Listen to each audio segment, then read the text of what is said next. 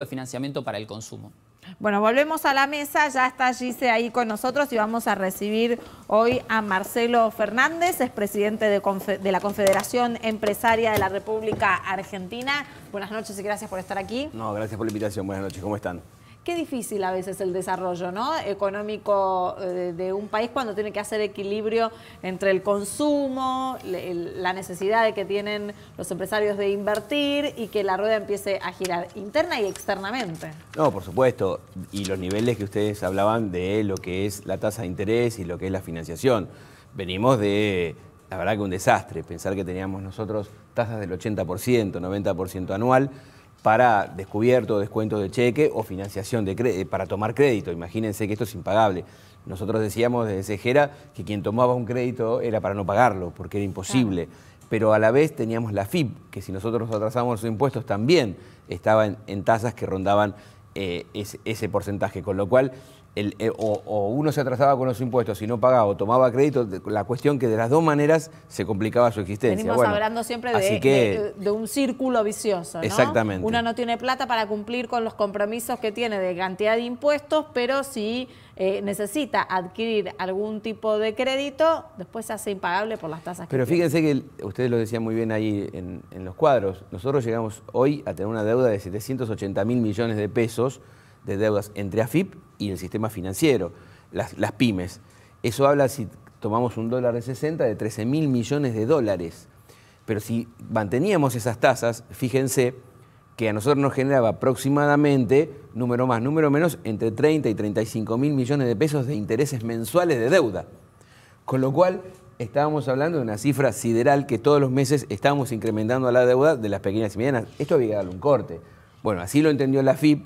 Estamos rogando que el sistema financiero también lo entienda, claro, como se lo estamos pidiendo a los acreedores externos, que entienda el sistema financiero que debería generar algún tipo de moratoria de quita de intereses y deuda de punitorios o lo que haya incrementado la deuda de la pyme para poder salir de este ahogo y poder empezar a producir y generar trabajo. Bueno, justamente, Marcelo, en las placas mostrábamos quizás la cara del consumo, pero usted refleja, digamos, la otra cara, que es la producción, lo que abastecen esa demanda.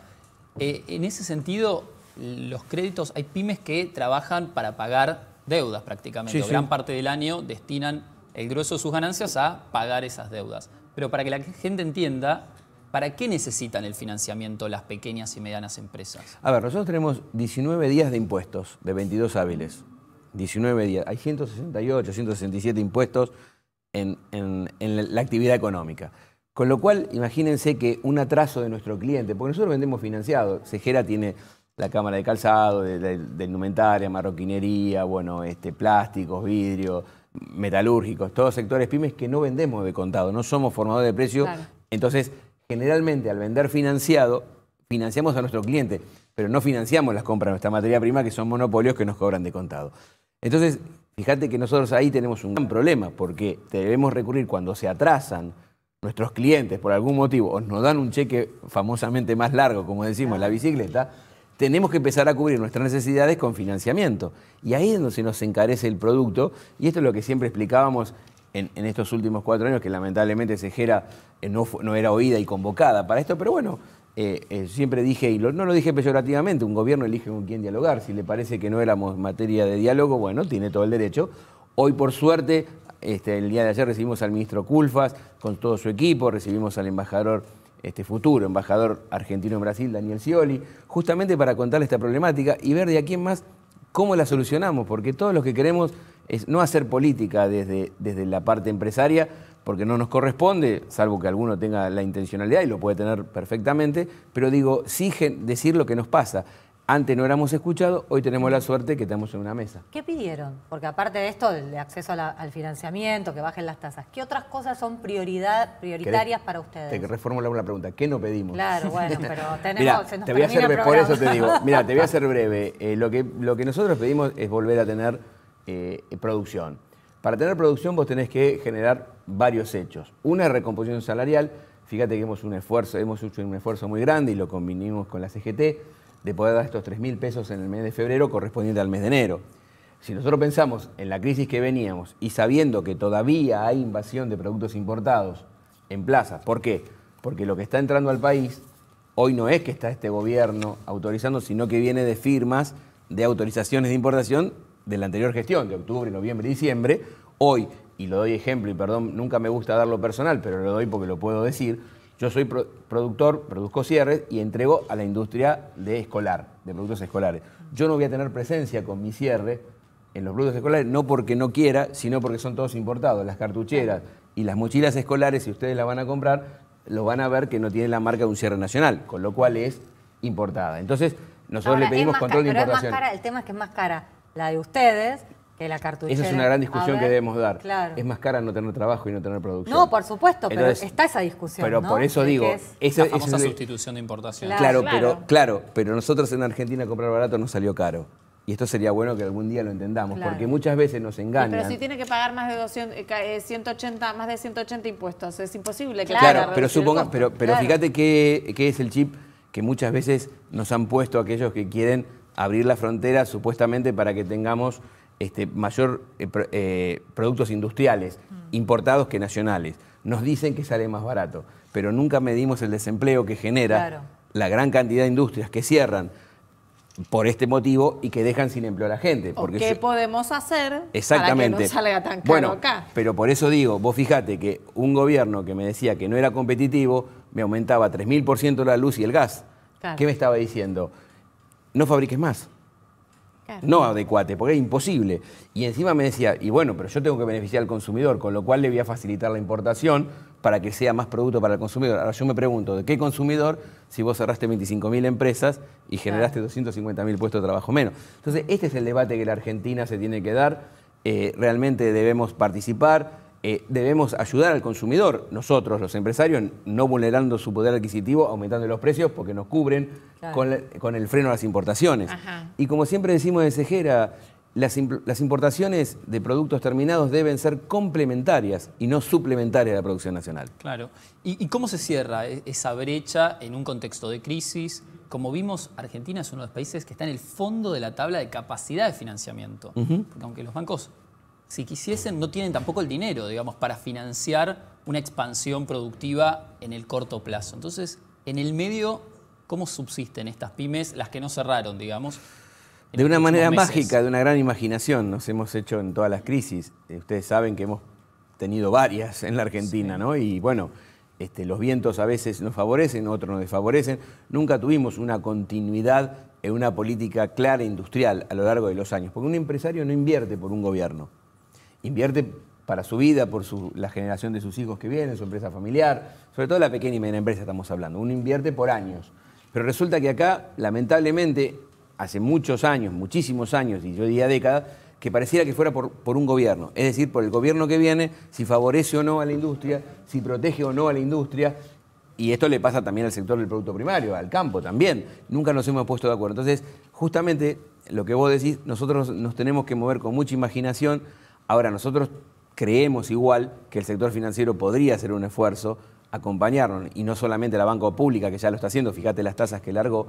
Yo creo que la banca privada puede ayudarnos, ha ganado muchísimo dinero en los últimos años y realmente de una vez por todas el año pasado, ellos la banca que dice que solo acompañaron la inflación el último año, y hablan de que pero ganaron 300.000 millones de pesos. ¿A vos te parece que no acompañaron? Si acompañaron la inflación y cobraron y ganaron lo que fue la inflación, se tienen que dar, dicho, porque nosotros perdimos casi ese porcentaje para atrás de la inflación. Lo que pasa es que digo, está bien, igual pedirle como hizo Culfas, o está diciendo usted, pedirle a la banca que sea solidaria, como pedirle a la monja que no recen. No, claro. Digo, no, es ridículo.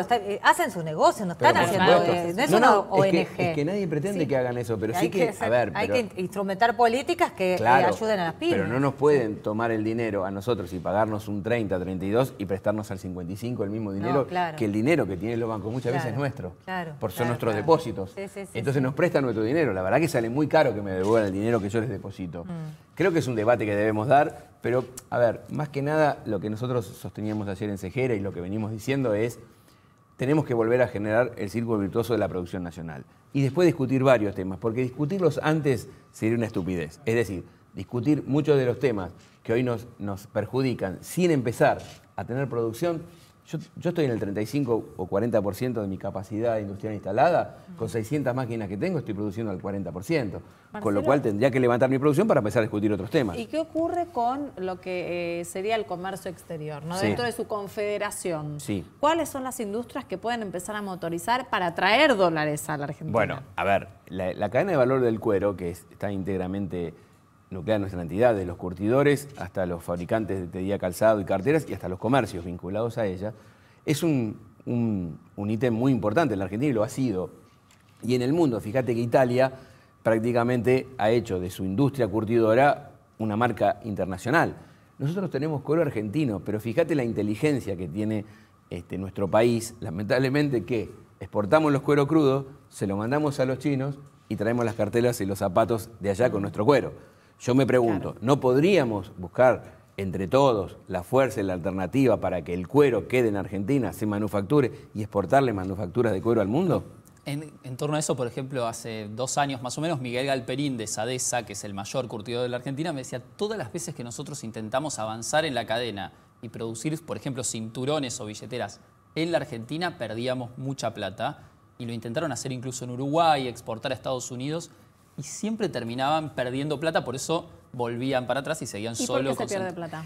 No, en realidad, bueno, porque a veces hubo algunos manejos empresarios que no correspondían. Yo creo que Sadesa, que es una empresa que realmente hizo mucha fuerza en el mercado interno, y los conozco, y sé que eran una de las pocas curtiembres que vendían en el mercado interno, otras directamente exportaban absolutamente todo. Toda la producción. Claro. Toda la producción en tapicería o en cueros crudos. Bueno, realmente por ahí tal vez lo que pasaba es que al vender el mercado interno muchas veces también no cobraban lo que habían vendido. Por ejemplo, en el ejemplo de los cinturones, lamentablemente la empresa que estaba ahí por zona norte, que exportaba cinturones, después dejó de ser competitiva y se fue al tacho. Claro. Y después muchas empresas se transformaron en cooperativas porque los dueños las abandonaron, vinculadas a este sector. Ahora digo, tenemos que sentarnos una vez por todas y desde el productor, digamos, agropecuario, para que cuide el cuero, hasta el que la comercializa, hay una cadena de valor que puede ser muy competitiva, claro, y muy ventajosa para generar divisas a la Argentina. Y con respecto a algo que también muchos empresarios destacan, digamos, el hecho de que los impuestos recaigan sobre la persona física y ya no sobre las empresas. Exacto. Porque muchas veces el 50% de un producto son impuestos. Y ahí pierde la competitividad incluso. Exacto. Localmente. Nosotros lo hemos sostenido. Lo que pasa es que, por supuesto, para mí hay que grabar a las personas, no a los que dan trabajo. Porque la empresa da trabajo y nosotros tenemos impuestos al trabajo, que no los tiene Brasil. A ver, y también tenemos que discutir varias reformas, no solamente la impositiva, tratar de adecuarnos a los momentos. Cada convenio colectivo de trabajo debería ser discutido entre las partes para mejorarlo. Nosotros tenemos todavía, por ejemplo, en determinados convenios colectivos, no se rían, pero está el dactilógrafo. O sea, fíjense que no se tocó nunca. Claro. Ese convenio colectivo. Sí. Nunca se discutió, porque estar la categoría de dactilógrafo es un chiste. Pero la reforma laboral es mala palabra en la Argentina. Incluso el presidente Alberto Fernández dijo, no sé si reforma laboral. Lo que pasa es que está mal encarado, como hablábamos antes, sí, en cámara, por el término que se usa para, sí, la interrupción del embarazo, ¿no? Que, sí, es una palabra que a algunos le provoca escosor. La reforma laboral pareciera que fuera lo mismo. Yo no creo que hablar de una reforma laboral para vulnerar derechos adquiridos. Claro, para ir en contra del trabajador. Exacto. Lo que hay que hacer es una reforma laboral para que sea mejor y más competitiva y que permita generar mayor, claro, y mejor empleo. Por eso el gobierno habla de modernizar. Ahora, claro, y yo tengo mucha confianza, vos sabés que tengo mucha confianza laboral en el ministro de Trabajo, Claudio Moroni, pues un tipo muy inteligente, un hombre muy inteligente, una persona que conoce mucho, sobre todo la administración pública, y que yo creo que puede llevar a muy buen puerto este diálogo entre empresarios y trabajadores para que podamos pensar en la modernización laboral. Habló en estos días de elevar, por ejemplo, la edad jubilatoria y medio que lo salieron a cruzar. Claro. Bueno, callate la boca. También discutiendo acá, ¿no? Es una cuestión también muchas veces, sí, de que se vive mucho más que antes y que hay poca natalidad. No, por supuesto. Obviamente, antes hasta los 60 un hombre y vivía hasta los 90, había aportado 30 años y le pagaban 30 años. Realmente por ahí la ecuación no daba si teníamos mayor cantidad de jubilados y los jubilados más que trabajadores. También es que hay una historia en la Argentina de que siempre se mete mano en los fondos del ANSES para hacer política, para todo, se usa la plata de los jubilados para otras cosas. Eso también tendría que cambiar. No, y el trabajo informal, que siempre yo he escuchado todos los gobiernos decir que hay un 40% de la economía que es informal y en negro y lo único que quedó es una estadística. Me parece que una vez por todas, entre todos deberíamos atacarlo para que esto, porque para las empresas como la mía y como las que están en Sequera, que están registradas, las empresas que están en la marginalidad son competencias desleales. Para Marcelo, yo te escucho y realmente observo y analizo que tenés muy bien aspectado el gobierno de Alberto Fernández, con mucha esperanza de que pueda llegar a reactivar lo que es la economía productiva del país. Sin embargo, hay un sector de los empresarios que lo miran un poco con desconfianza al presidente. ¿Ustedes qué observan de esa ala del empresariado? Yo, a ver, por 51 días hábiles no podría hoy emitir un juicio en contra. Te puedo decir cosas que yo veo que van a ser a favor, pero no veo el motivo por el cual algún sector del empresariado, la verdad que no nos ha expresado absolutamente nada. Tal vez lo que están diciendo los medios, algunos que escriben contaban que hay como una desesperanza, ¿no? Lo he leído, pero no he visto, medidas que a este sector realmente le pueda perjudicar, sobre todo en las grandes empresas. Vamos a hablar claramente, yo creo que se está pensando en reactivar el sector automotriz, se está pensando fuertemente en hacer muy competitiva y muy potenciar a la agroindustria, con lo cual ahí también estarían las empresas de alimentos. Pero bueno, obviamente al haber precios cuidados, los controles en Argentina no son bien vistos en ningún lado. Claro. Porque uno dice control de precios, pero a la gente le molesta el control de alcoholemia.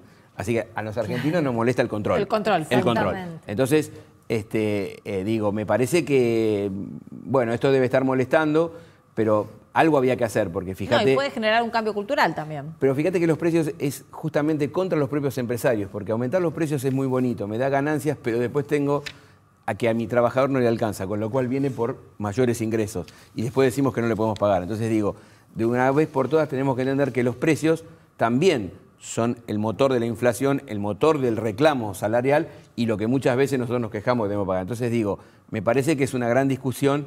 Yo creo que se vienen grandes debates en la Argentina y me parece que se van a conformar las mesas para hacerlo. Marcelo, gracias por estar con nosotros esta noche. Gracias por la invitación.